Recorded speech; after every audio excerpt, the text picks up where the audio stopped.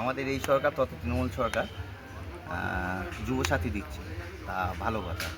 তা কথা হলো এটাই যে যুবসাথী যারা পাচ্ছে তাদের বয়সটা কত? 21 থেকে 40।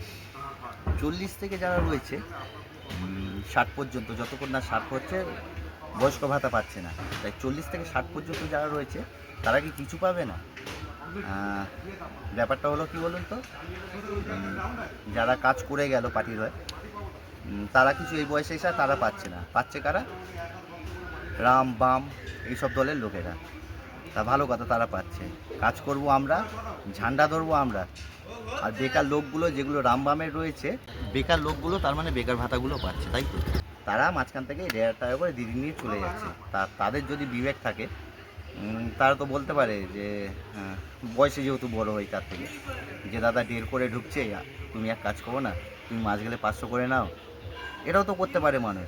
নাহলে তো আমরা তো এতদিন যে খাটলাম, তাহলে খাটাটাই তো আমাদের বেকার তার মানে, তাই না?